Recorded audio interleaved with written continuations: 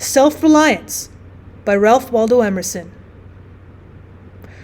I read the other day some verses written by an eminent painter, which were original and not conventional.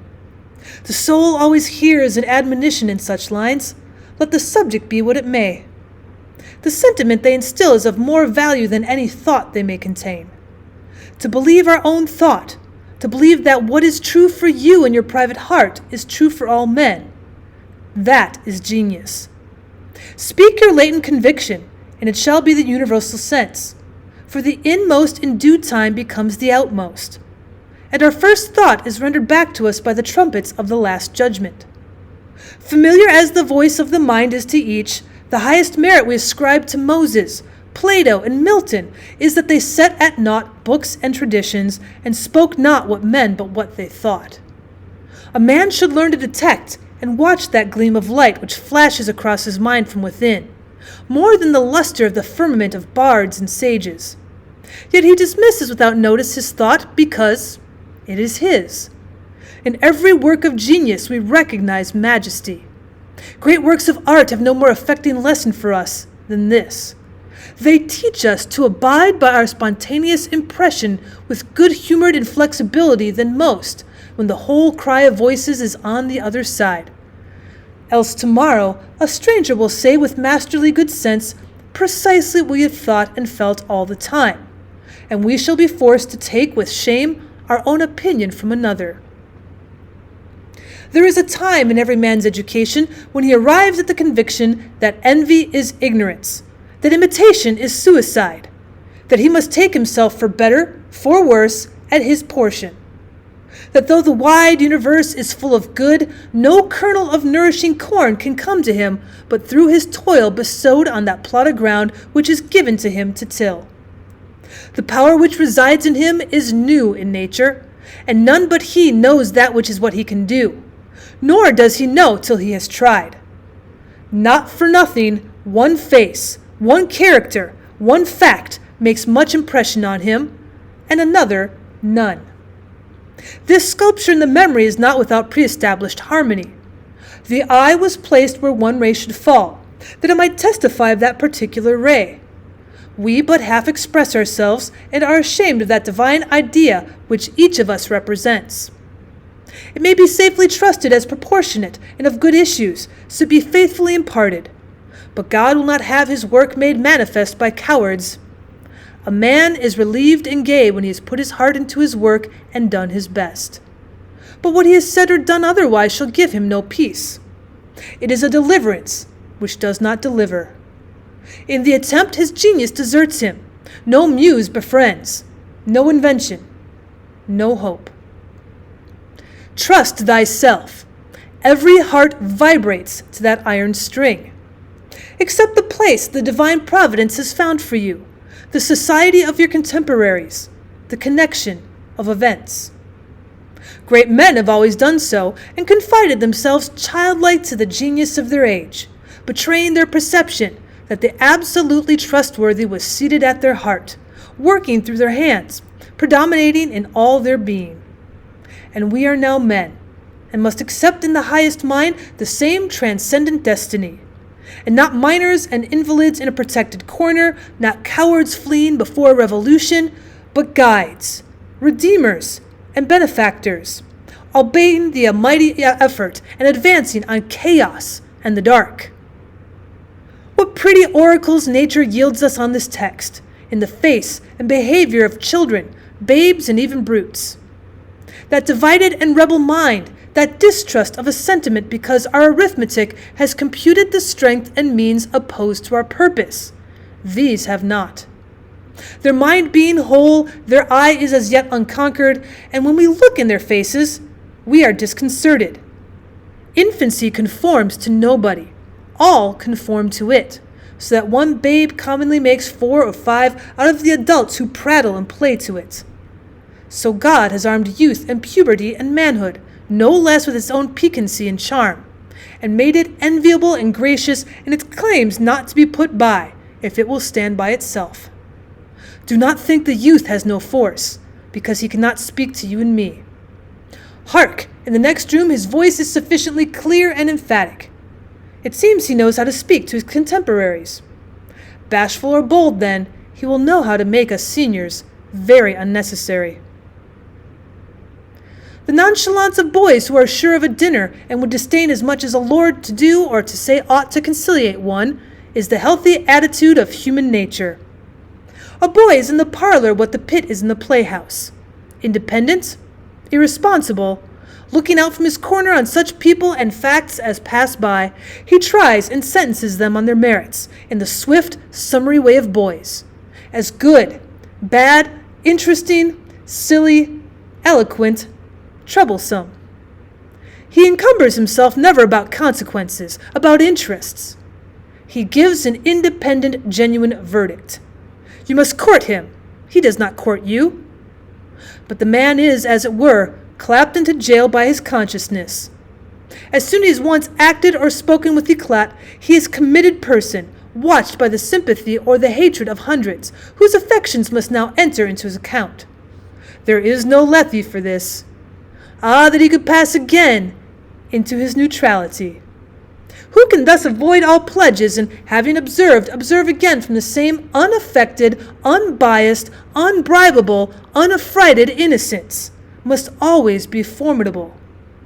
He would utter opinions on all passing affairs, which being seen to be not private but necessary, would sink like darts into the ear of men, and put them in fear. These are the voices which we hear in solitude, but they grow faint and inaudible as we enter into the world. Society everywhere is in conspiracy against the manhood of every one of its members. Society is a joint stock company, in which the members agree, for the better securing of his bread to each shareholder, to surrender the liberty and culture of the eater. The virtue in most request is conformity. Self-reliance is its aversion. It loves not realities and creators, but names and customs. Whoso would be a man must be nonconformist. He who would gather immortal palms must not be hindered by the name of goodness, but must explore if it be goodness. Nothing is at last sacred but the integrity of your own mind. Absolve you to yourself, and you shall have the suffrage of the world. I remember an answer which, when quite young, I was prompted to make a valued adviser, who was wont to importune me with the dear old doctrines of the Church, on my saying, "What have I to do with the sacredness of traditions if I live wholly from within?" My friend suggested, "But these impulses may be from below and not from above." I replied, "They do not seem to me to be such. But if I am the devil's child, I will live then from the devil. No law can be sacred to me but that of my nature. Good and bad are but names very readily transferable to that or this.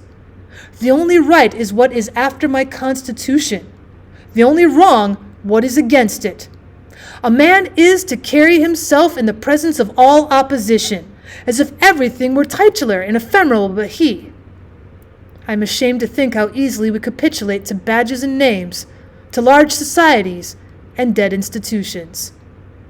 Every decent and well-spoken individual affects and sways me more than is right. I ought to go upright and vital and speak the rude truth in all ways. If malice and vanity wear the coat of philanthropy, shall that pass? If an angry bigot assumes this bountiful cause of abolition and comes to me with his last news from Barbados, why should I not say to him, "Go love thy infant, love thy woodchopper, be good-natured and modest, have that grace, and never varnish your hard, uncharitable ambition with this incredible tenderness for black folk 1,000 miles off. Thy love afar is spite at home." Rough and graceless would be such greeting, but truth is handsomer than the affectation of love. Your goodness must have some edge to it, else it is none.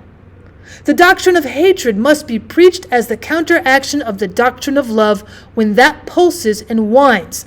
I shun father and mother and wife and brother when my genius calls me.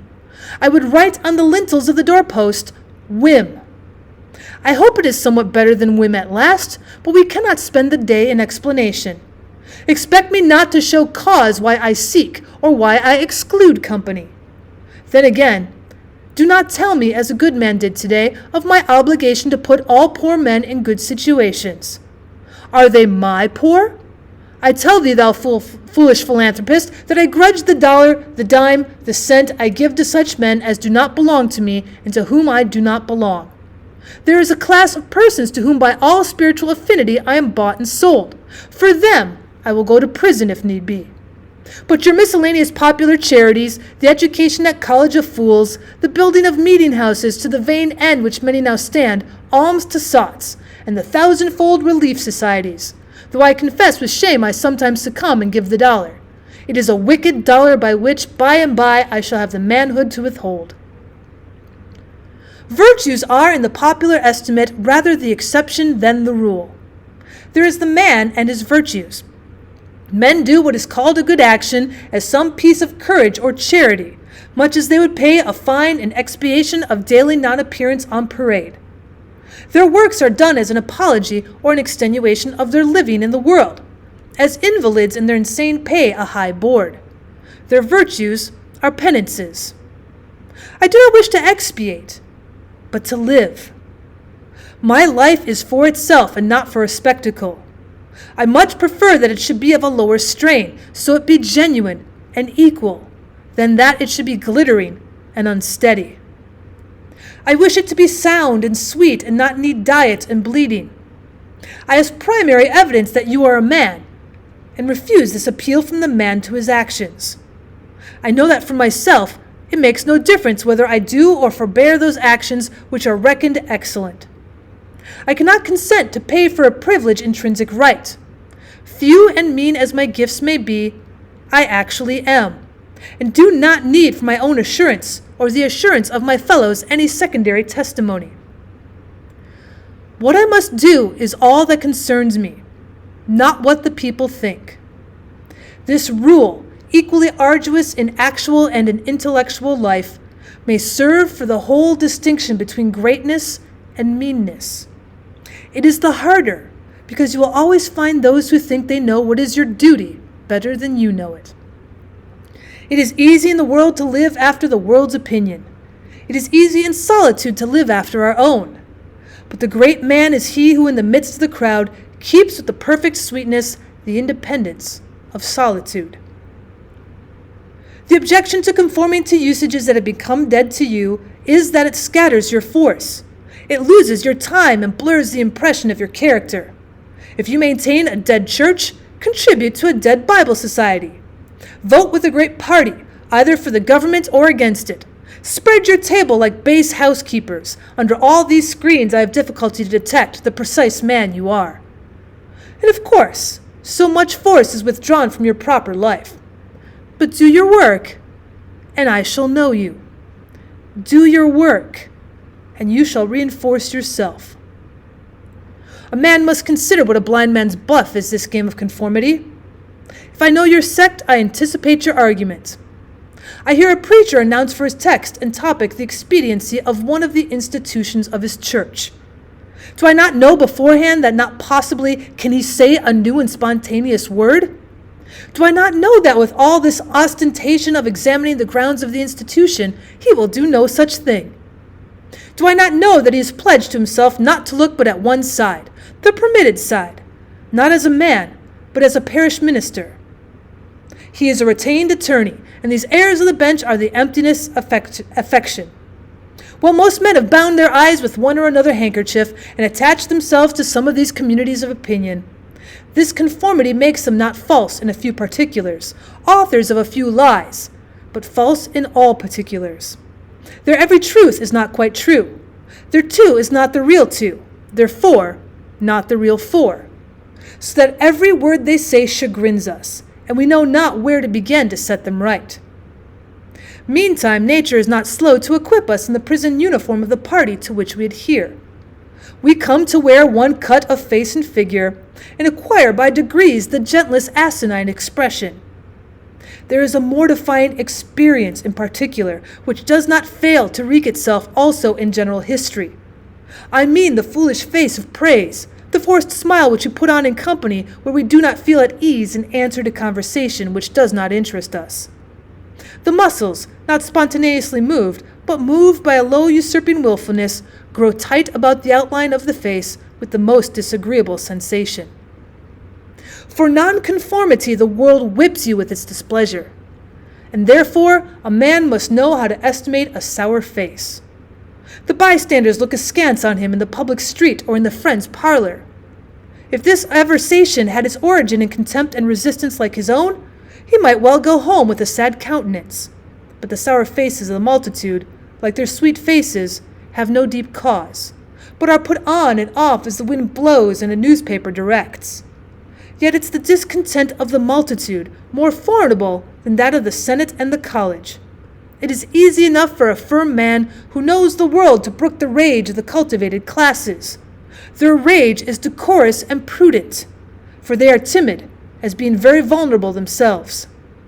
But when to their feminine rage the indignation of the people is added, when the ignorant and poor are aroused, when the unintelligent brute force that lies at the bottom of society is made to growl and mow, it needs the habit of magnanimity and religion to treat it godlike as a trifle of no concernment. The other terror that scares us from self-trust is our consistency, a reverence for our past act or word, because the eyes of others have no other data for computing our orbit than our past acts, and we are loath to disappoint them.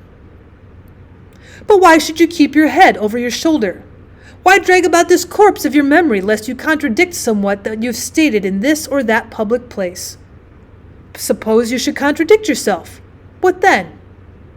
It seems to be a rule of wisdom never to rely on your memory alone, scarcely even in acts of pure memory, but to bring the past for judgment into the thousand-eyed present, and live ever in a new day. In your metaphysics, you've denied personality to the deity. Yet when the devout motions of the soul come, yield to them heart and life, though they should clothe God with shape and color. Leave your theory as Joseph his coat in the hand of the harlot, and flee. A foolish consistency is the hobgoblin of little minds, adored by little statesmen and philosophers and divines. With consistency, a great soul has simply nothing to do. He may as well concern himself with his shadow on the wall. Speak what you think now in hard words, and tomorrow speak what tomorrow thinks in hard words again, though it contradict everything you said today. Ah, so you shall be sure to be misunderstood. Is it so bad then to be misunderstood? Pythagoras was misunderstood, and Socrates, and Jesus, and Luther, and Copernicus, and Galileo, and Newton, and every pure and wise spirit that ever took flesh. To be great is to be misunderstood. I suppose no man can violate his nature. All the sallies of his will are rounded in by the law of his being, as the inequalities of Andes and Himalaya are insignificant to the curve of the sphere. Nor does it matter how you gauge and try him. A character is like an acrostic or an Alexandrian stanza. Read it forward, backward, or across, it still spells the same thing. In this pleasing, contrite wood life which God allows me, let me record day by day my honest thought without prospect or retrospect. And I cannot doubt it will be found symmetrical, though I mean it not, and see it not.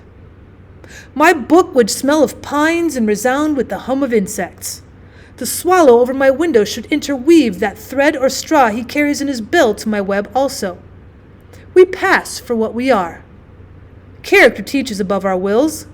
Men imagine that they communicate their virtue or vice only by overt actions, and do not see that virtue or vice emit a breath every moment. There will be an agreement in whatever variety of actions, so they be each honest and natural in their hour. For one of will, the actions will be harmonious, however unlike they seem. These varieties are lost sight of at a little distance, at a little height of thought. One tendency unites them all. The voyage of the best ship is a zigzag line of 100 tacks. See the line from a sufficient distance, and it straightens itself to the average tendency. Your genuine action will explain itself, and will explain your other genuine actions. Your conformity explains nothing. Act singly, and what you've already done singly will justify you now. Greatness appeals to the future. If I can be firm enough today to do right and scorn eyes, I must have done so much right before as to defend me now. Be it how it will, do right now.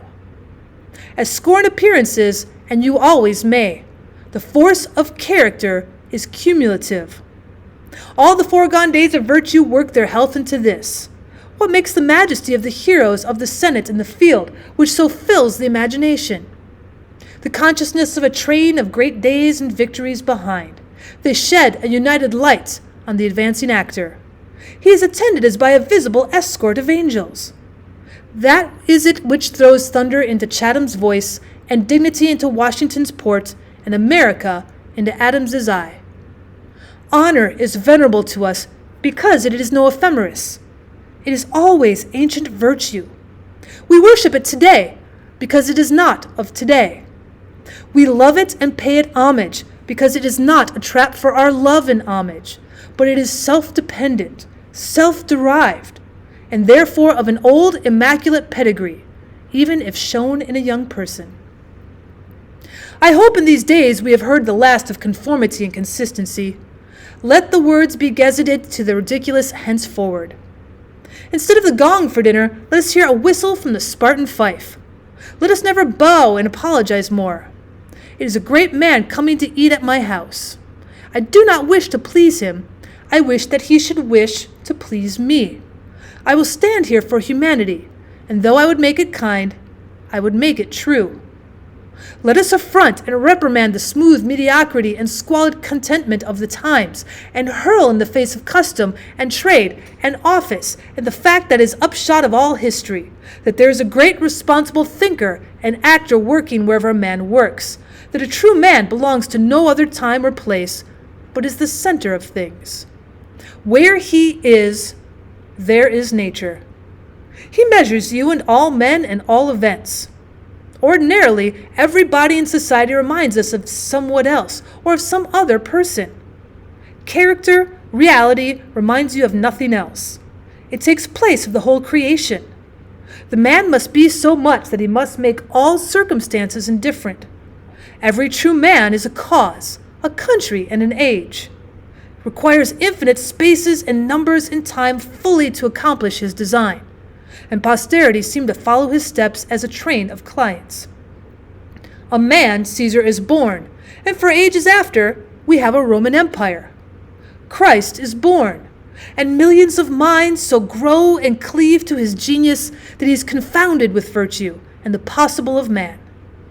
An institution is the lengthened shadow of one man, as the Reformation of Luther, Quakerism of Fox, Methodism of Wesley, abolition of Clarkson, Scipio, Milton called the height of Rome, and all history resolves itself very easily to the biography of a few stout and earnest persons. Let a man then know his worth, and keep things under his feet. Let him not peep or steal or skulk up and down with the air of a charity boy, a bastard, or an interloper in the world which exists for him. But the man in the street, finding no worth in himself which corresponds to the force which built a tower or sculptured a marble god, feels poor when he looks on these. To him a palace, a statue, or a costly book have an alien and forbidding air, much like gay equipage to seem to say, like that, "Who are you, sir?" Yet they are all his, suitors for his notice, petitioners to his faculties that they will come out and take possession. The picture waits for my verdict. It is not to command me, but I am to settle its claims to praise. That popular fable of the sot who was picked up dead drunk in the street, carried to the Duke's house, washed and dressed and laid in the Duke's bed, and on his waking treated with all obsequious ceremony like the Duke, and assured that he'd been insane, owes its popularity to the fact that it symbolizes so well the state of man, who is in the world a sort of sot, but now and then wakes up, exercises his reason, and finds himself a true prince. Our reading is mendicant and sycophantic. In history, our imagination plays us false. Kingdom and lordship, power and estate are a gaudier vocabulary than Private John and Edward in a small house and common day's work. But the things of life are the same to both. The sum total of both is the same. Why all this deference to Alfred and Skanderbeg and Gustavus? Why, suppose they were virtuous. Did they wear out virtue? As great a stake depends on your private act today as followed their public and renowned steps. When private men shall act with original views, the luster will be transferred from the actions of kings to those of gentlemen. The world has been instructed by its kings, who have so magnetized the eyes of nations. It has been taught by this colossal symbol the mutual reverence that is due from man to man. The joyful loyalty with which men have everywhere suffered the king, the noble, or the great proprietor to walk among them by a law of his own, make his own scale of men and things, and reverse theirs, pay for benefits not with money but with honor, and represent the law in his person, as was the hieroglyphic by which they obscurely signified their consciousness of their own right and comeliness, the right of every man. The magnetism which all original action exerts is explained when we inquire the reason of self-trust. Who is the trustee? What is the aboriginal self on which a universal reliance may be grounded? What is the nature and power of that science-baffling star without parallax, without calculable elements, which shoots a ray of beauty even into trivial and impure actions if the least mark of independence appear? The inquiry leads us to that source, at once the essence of genius, of virtue, and of life, which we call spontaneity or instinct. We denote this primary wisdom as intuition, whilst all later teachings are tuitions. In that deep forest, the last fact behind which analysis cannot go, all things find their common origin. For the sense of being in calm hours arises, we know not how, in the soul. It is not diverse from things, from space or from light, from time, from man, but one with them, and proceeds obviously from the same source whence their life and being also proceed. We first share the life by which things exist, and afterwards see them as appearances in nature, and forget that we have shared their cause. Here is the fountain of action and of thought. Here are the lungs of that inspiration which giveth man wisdom, and which cannot be denied without impiety and atheism. We lie in the lap of immense intelligence, which makes us receivers of its truth and organs of its activity. When we discern justice, when we discern truth, we do nothing of ourselves but allow a passage to its beams. If we ask whence this comes, if we seek to pry the soul that causes, all philosophy is at fault. Its presence or its absence is all we can affirm. Every man discriminates between the voluntary acts of his mind and his involuntary perceptions, and knows that his involuntary perceptions a perfect faith is due. He may err in the expression of them, but he knows that these things are so, like the day and the night, not to be disputed. My willful actions and acquisitions are but roving. The idlest reverie, the faintest native emotion, command my curiosity and respect. Thoughtless people contradict as readily the statement of perceptions as of opinions, or rather much more readily, for they do not distinguish between perception and notion. They fancy that I choose to see this or that thing, but perception is not whimsical, but fatal. If I see a trait, my children will see it after me, and in course of time all mankind, although it may chance that no one has seen it before me, for my perception of it is as much a fact as the sun. The relations of the soul to the divine spirit are so pure that it is profane to seek to interpose helps. It must be that when God speaketh, he should communicate, not one thing but all things, should fill the world with his voice, should scatter forth light, nature, time, souls from the center of the present thought, and new date and new create the whole. Whenever a mind is simple and receives a divine wisdom, old things pass away. Means, teachers, texts, temples fall. It lives now and absorbs past and future into the present hour. All things are made sacred by relation to it, one as much as another. All things are dissolved to their center by their cause, and in the universal miracle, petty and particular miracles disappear. If, therefore, a man claims to know and speak of God, and carries you backward to the phraseology of some old mouldered nation in another country, in another world, believe him not. Is the acorn better than the oak which its fullness and completion? Is the parent better than the child into whom he has cast his ripened being? Whence then this worship of the past? The centuries are conspirators against the sanity and authority of the soul. Time and space are but physiological colors which the eye makes, but the soul is light. Where it is day. Where it was is night. And history is an impertinence and an injury, if it be anything more than a cheerful apologue or parable of my being and becoming. Man is timid and apologetic. He is no longer upright. He dares not say, I think, I am, but quotes some saint or sage. He is ashamed before the blade of grass or the blowing rose.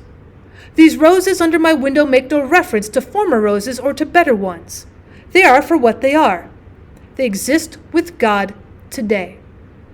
There is no time to them. There is simply the rose. It is perfect in every moment of his existence. Before a leaf bud is burst, its whole life acts. In the full-blown flower there is no more. In the leafless root there is no less. Its nature is satisfied, and it satisfies nature in all moments alike. But man postpones or remembers. He does not live in the present, but with averted eye laments the past, or heedless of the riches that surround him, stands on tiptoe to foresee the future.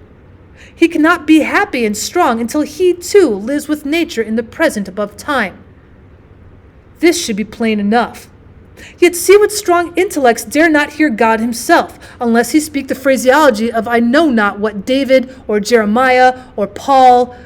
We shall not always yet see so great a price on a few texts, or a few lives. We are like children who repeat by rote the sentences of grandames and tutors, and as they grow older, of the men of talents and character they chance to see, painfully recollecting the exact words they spoke. Afterwards, when they come to the point of view which those who had uttered these sayings, they understand them and are willing to let the words go. For at any time they can use words as good as when occasion comes. If we live truly, we shall see truly. It is as easy for the strong man to be strong as it is for the weak to be weak. When we have new perception, we shall gladly disburden the memory of its hoarded treasures as old rubbish. When a man lives with God, his voice shall be as sweet as the murmur of the brook and the rustle of the corn. And now at last the highest truth on this subject remains unsaid, probably cannot be said, for all that we say is the far-off remembering of the intuition. That thought by what I can now nearest approach to say it is this: when good is near you, when you have life in yourself, it is not by any known or accustomed way. You shall not discern the footprints of any other. You shall not see the face of man. You shall not hear any name. The way, the thought, the good shall be wholly strange and new. It shall exclude example and experience. You take the way from man, not to man. All persons that ever existed are for its forgotten ministers. Fear and hope are alike beneath it. There is somewhat low even in hope. In the hour of vision there is nothing that can be called gratitude, nor properly joy. The soul raised over passion beholds identity and eternal causation, perceives the self-existence of truth and right, and calms itself without knowing that all things go well. Vast spaces of nature, the Atlantic Ocean, the South Sea, long intervals of time, years, centuries, are of no account. This which I think and feel underlay every former state of life and circumstances, as it does underlie my present, and what is called life, and what is called death. Life only avails, not the having lived. Power ceases in the instant of repose.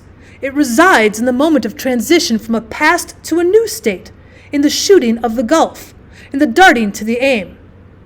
This one fact the world hates, that the soul becomes. For that forever degrades the past, turns all riches to poverty, all reputation to a shame, confounds the saint with the rogue, shoves Jesus and Judas equally aside. Why then do we prate of self-reliance? Inasmuch as the soul is present, there will be power, not confident but agent. To talk of reliance is a poor external way of speaking. Speak rather of that which relies, because it works and is. Who has more obedience than I masters me, though he should not raise his finger? Round him I must revolve by the gravitation of spirits. We fancy it rhetoric when we speak of eminent virtue. We do not yet see that virtue is height, and that a man or company of men, plastic and permeable to principles, by the law of nature must overpower and ride all cities, nations, kings, rich men, poets, who are not.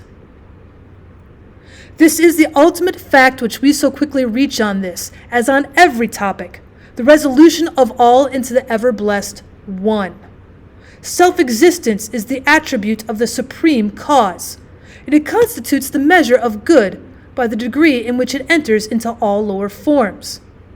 All things real are so by so much virtue as they contain. Commerce, husbandry, hunting, whaling, war, eloquence, personal weight are somewhat and engage my respect as examples of its present and impure action. I see the same law working in nature for conservation and growth. Power is in nature the essential measure of right. Nature suffers nothing to remain in her kingdoms which cannot help itself. The genesis and maturation of a planet, its poise in orbit, the bended tree recovering itself from the strong wind, the vital resources of every animal and vegetable are demonstrations of the self-sufficing and therefore self-relying soul. Thus all concentrates. Let us not rove. Let us sit at home with the cause. Let us stun and astonish the intruding rabble of men and books and institutions by a simple declaration of the divine fact. Bid the invaders to take the shoes from off their feet, for God is here within. Let our simplicity judge them, and our docility our own law demonstrate the poverty of nature and fortune beside our native riches. But now we are a mob. Man does not stand in awe of man, nor is his genius admonished to stay at home, to put himself in communication with the eternal ocean, but it goes abroad to beg a cup of water of the urns of other men. We must go alone. I like the silent church before the service begins better than any preaching. How far off, how cool, how chaste the persons look, begirt each one with a precinct or sanctuary. So let us always sit. Why should we assume the faults of our friend or wife or father or child because they sit around our hearth or are said to have the same blood? All men have my blood, and I have all men's. Not for that I will adopt their petulance or folly, even to the extent of being ashamed of it. But your isolation must not be mechanical, but spiritual. That is, must be elevation. At times the whole world seems to be in conspiracy to importune you with emphatic trifles. Friend, client, child, sickness, fear, want, charity all knock at once at thy closet door and say, "Come out unto us." But keep thy state. Come not into their confusion. The power men possess to annoy me I give them by a weak curiosity. No man can come near me but through my act. What we love that we have, but by desire we bereave ourselves of the love. If we cannot at once rise to the sanctities of obedience and faith, let us at least resist our temptations. Let us enter into state of war and wake Thor and Woden, courage and constancy in our Saxon breasts. This is to be done in our smooth times by speaking the truth. Check this lying hospitality and lying affection. Live no longer to the expectation of these deceived and deceiving people with whom we converse. Say to them, "O Father, O Mother, O Wife, O Brother, O Friend, I have lived with you after appearances hitherto. Henceforward, I am the truth's. Be it known unto you that henceforward I obey no law less than the eternal law. I will have no covenants, but proximities. I shall endeavor to nourish my parents, to support my family, to be the chaste husband of one wife.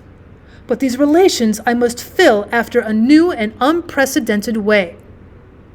I appeal from your customs. I must be myself. I cannot break myself any longer for you or you. If you can love me for what I am, we shall be the happier.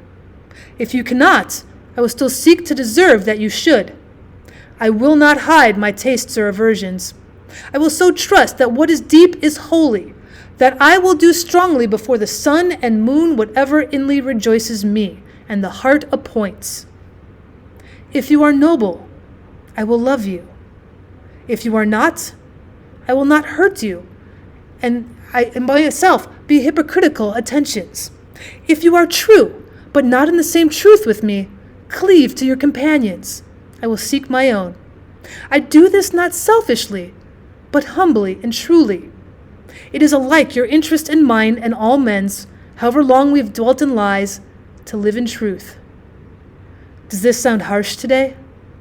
You will soon love what is dictated by your nature as well as mine, and if we follow the truth, it will bring us out safe at last. But so you may give these friends pain. Yes, but I cannot sell my liberty and my power to save their sensibility. Besides, all persons have their moments of reason when they look out into the region of absolute truth. Then will they justify me and do the same thing. The populace think that your rejection of popular standards is a rejection of all standard and of mere antinomianism, and the bold sensualist will use the name of philosophy to gild his crimes. But the law of consciousness abides. There are two confessionals, in one or the other of which we must be shriven. You may fulfill your round of duties by clearing yourself in the direct or in the reflex way. Consider whether you have satisfied your relations to father, mother, cousin, neighbor, town, cat, and dog, whether any of these can upbraid you. But I may also neglect this reflex standard and absolve me to myself. I have my own stern claims and perfect circle. It denies the name of duty to many offices that are called duties. But if I can discharge its debts, it enables me to dispense with popular code. If anyone imagines that this law is lax, let him keep its commandment one day. And it truly demands something godlike in him who has cast off the common motives of humanity and has ventured to trust himself for a taskmaster. High be his heart, faithful his will, clear his sight, that he may in good earnest be doctrine, society, law to himself, that a simple purpose may be to him as strong as iron necessity to others. If any man consider the present aspects of what is called by distinction society, he will see the need of these ethics. The sinew and heart of man seem to be drawn out, and we are become timorous, desponding whimperers. We are afraid of truth, afraid of fortune, afraid of death, and afraid of each other. Our age yields no great and perfect persons. We want men and women who shall renovate life and our social state, but we see that most natures are insolvent, cannot satisfy their own wants, have an ambition out of all proportion to their practical force, and do lean and beg day and night continually. Our housekeeping is mendicant. Our arts, our occupations, our marriages, our religion. We have not chosen, but society has chosen for us. We are parlor soldiers. We shun the rugged battle of fate where strength is born. If our young men miscarry in their first enterprises, they lose all heart. If the young merchant fails, men say he's ruined. If the finest genius studies at one of our colleges and is not installed in an office within 1 year afterwards in the cities or suburbs of Boston or New York, it seems to his friends and to himself that he is right in being disheartened and in complaining the rest of his life.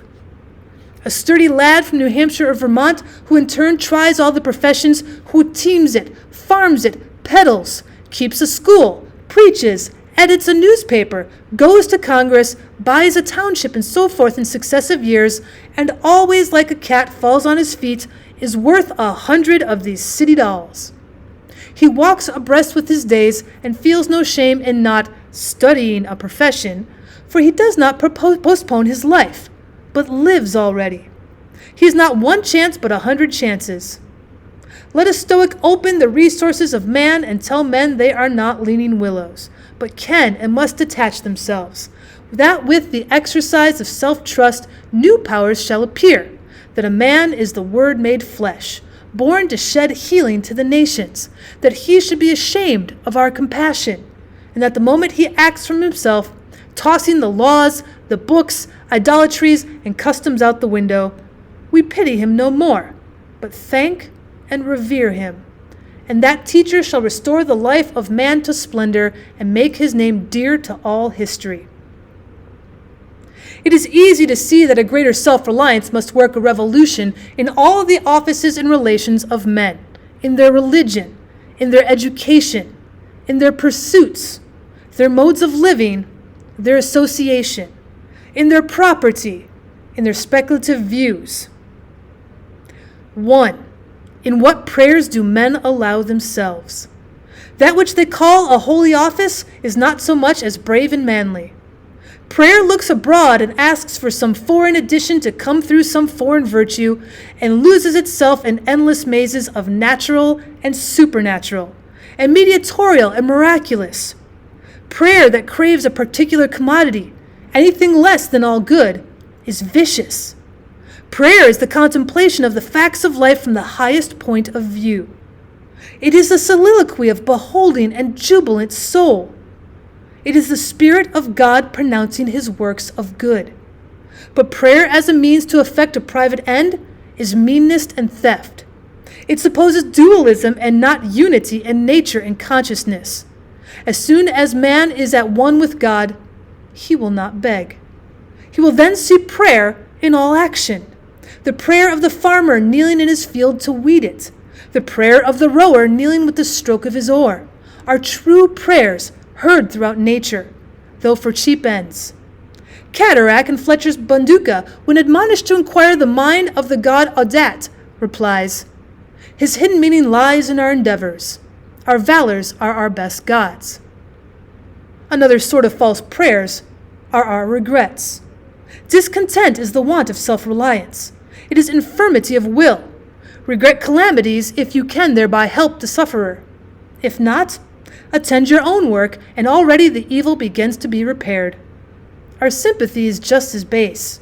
We come to them who weep foolishly and sit down and cry for company, instead of imparting to them truth and health in rough electric shocks, putting them once more in communication with their own reason. The secret of fortune is joy in our hands. Welcome evermore to gods and men is the self-helping man. For him all doors are flung wide. Him all tongues greet, all honors crown, all eyes follow with desire. Our love goes out to him and embraces him because he did not need it. We solicitously and apologetically caress and celebrate him because he held on his way and scorned our disapprobation. The gods love him because men hated him. To the persevering mortal, said Zoroaster, the blessed immortals are swift. As men's prayers are a disease of the will, so are their creeds a disease of the intellect. They say with those foolish Israelites, "Let not God speak to us lest we die. Speak thou, speak any man with us, and we will obey." Everywhere I'm hindered of meeting God in my brother because he has shut his own temple doors and recites fables merely of his brother's or his brother's brother's God. Every new mind is a new classification. If it prove a mind of uncommon activity and power, a Locke, a Lavoisier, a Hutton, a Bentham, a Fourier, it imposes its classification on other men, and lo, a new system. In proportion to the depth of the thought, and so to the number of objects it touches and brings within reach of the pupil, is his complacency. But chiefly is this apparent in creeds and churches, which are also classifications of some powerful mind acting on the elemental thought of duty, and man's relation to the highest, such as Calvinism, Quakerism, Swedenborgism. The pupil takes the same delight in subordinating everything to the new terminology as a girl who's just learned botany and seen a new earth and new seasons thereby. It will happen for a time that the pupil will find his intellectual power has grown by the study of his master's mind.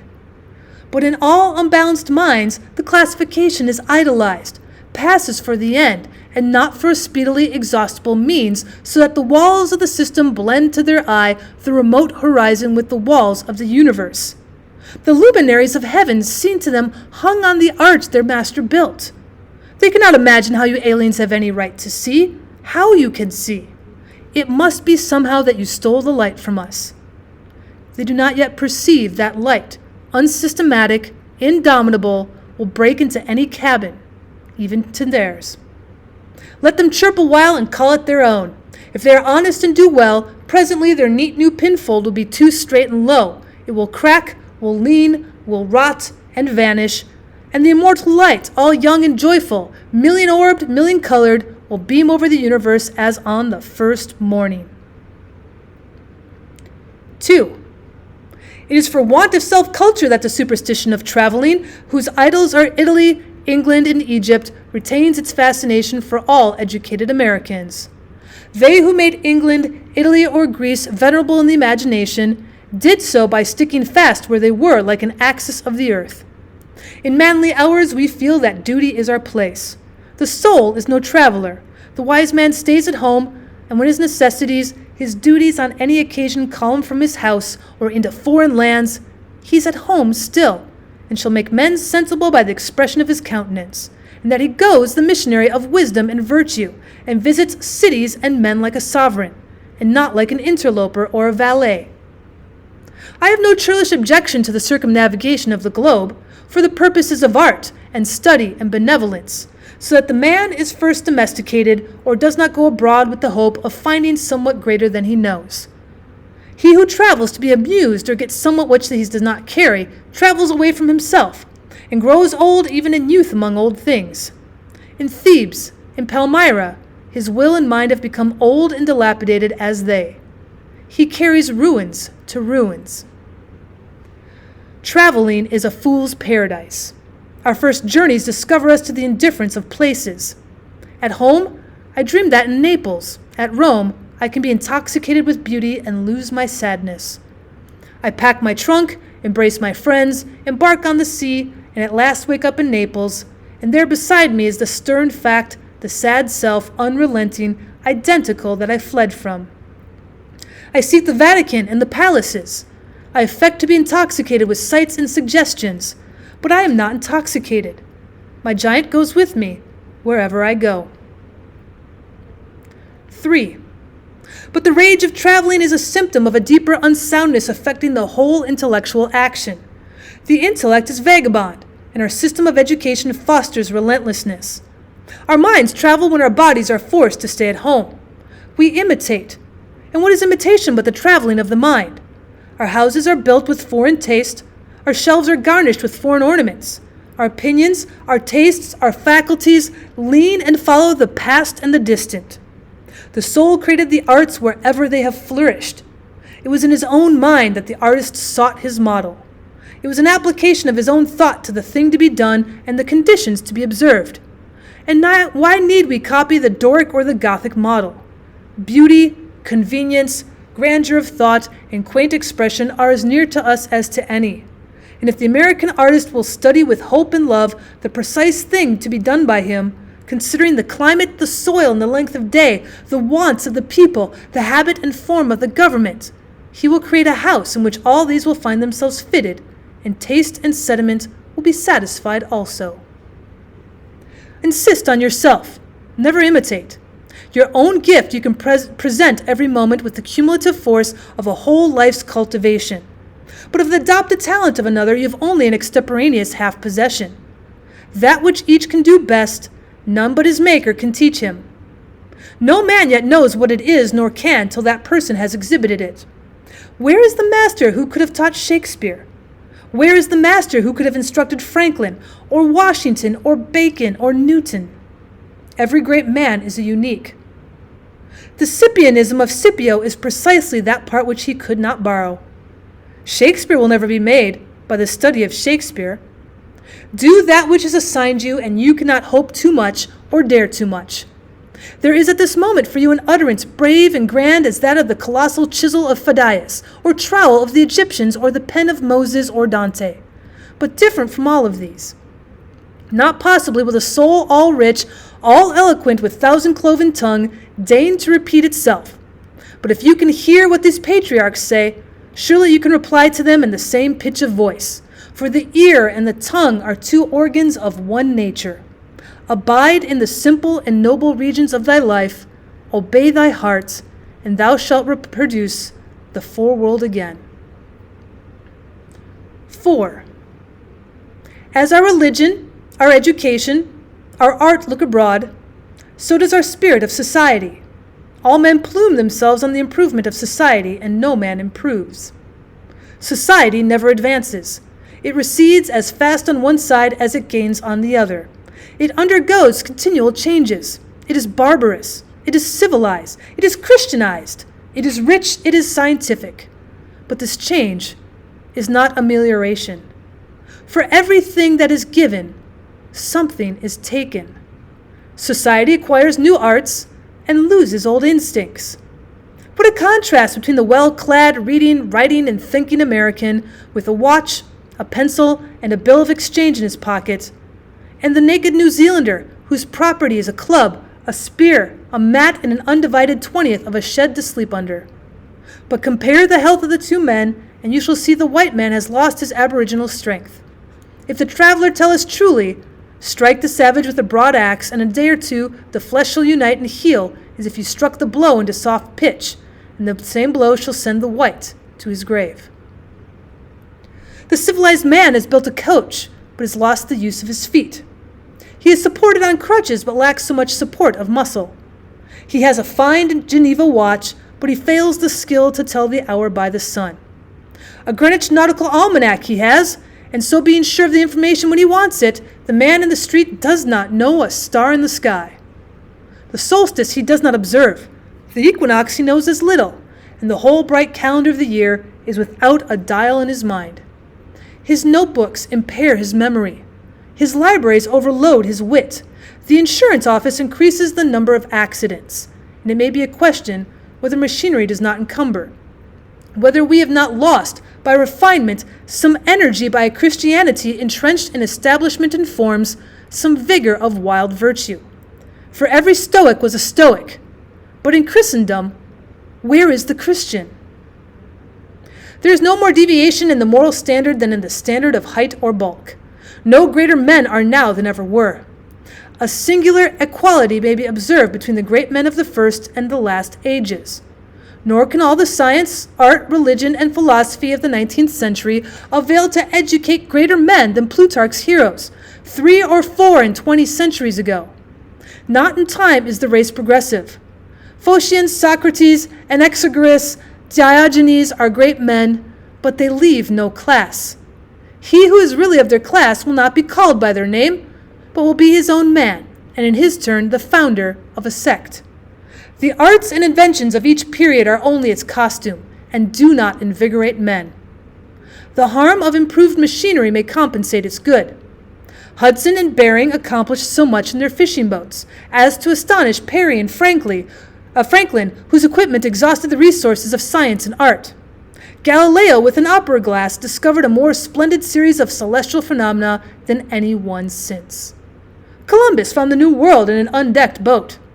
It is curious to see the periodical disuse and perishing of means and machinery, which were introduced with loud laudation a few years or centuries before. The great genius returns to essential man. We reckoned the improvements of the art of war among the triumphs of science, and yet Napoleon conquered Europe by the bivouac, which consisted of falling back on naked valor and disencumbering it of all aids. The emperor held it impossible to make a perfect army, says Lacassus, without abolishing our arms, magazines, commissaries, and carriages, until in imitation of the Roman custom, the soldier should receive his supply of corn, grind it in his handmill, and bake his bread himself. Society is a wave. The wave moves onward, but the water of which it is composed does not. The same particle does not rise from the valley to the ridge. Its unity is only phenomenal. The persons who make up a nation today, next year die, and their experience with them. And so the reliance on property, including the reliance on governments which protect it, is the want of self-reliance. Men have looked away from themselves and at things so long that they've come to esteem the religious, learned, and civil institutions as guards of property, and they deprecate assaults on these because they feel them to be assaults on property. They measure their esteem at each other by what each has and not by what each is. But a cultivated man becomes ashamed of his property out of new respect for his nature. Especially he hates what he has, if he sees that it is accidental, it came to him by inheritance or gift or crime. Then he feels that it's not having. It does not belong to him. It has no root in him and merely lies there, because no revolution or no robber takes it away. But that which a man does always by necessity acquire. And what the man acquires is living property, which does not wait the beck of rulers or mobs or revolutions or fire or storm or bankruptcies, but perpetually renews itself wherever the man breathes. Thy lot or portion of life, said the Caliph Ali, is seeking after thee. Therefore be at rest from seeking after it. Our dependence on these foreign goods leads us to our slavish respect for numbers. The political parties meet in numerous conventions, the greater in concourse, and with each new uproar of announcement, the delegation from Essex, the Democrats from New Hampshire, the Whigs of Maine. The young patriot feels himself stronger than before by a new 1,000 of eyes and arms. In like manner of reformers summon conventions and vote and resolve in multitude. Not so, O friends, will the God deign to enter and inhabit you, but by a method precisely the reverse. It is only as a man puts off all foreign support and stands alone that I see him to be strong and to prevail. He is weaker by every recruit to his banner. Is not a man better than a town? Ask nothing of men, and in the endless mutation, thou only firm column must presently appear, the upholder of all that surrounds thee. He who knows that power is inborn, that he is weak because he has looked for good out of him and elsewhere, and so perceiving, throws himself unhesitatingly on his thought, instantly rights himself, stands in the erect position, commands his limbs, and works miracles. Just as a man who stands on his feet is stronger than a man who stands on his head. So use all that is called fortune. Most men gamble with her and gain all and lose all, as her wheel rolls. But do thou leave as unlawful these winnings, and deal with cause and effect, the chancellors of God. In the will work and acquire, and thou hast chained the wheel of chance, and shalt sit hereafter out of fear from her rotations. A political victory, a rise of rents, the recovery of your sick, or the return of your absent friend, or some other favorable event raises your spirits, and you think good days are preparing for you. Do not believe it. Nothing can bring you peace but yourself. Nothing can bring you peace but the triumph of principles.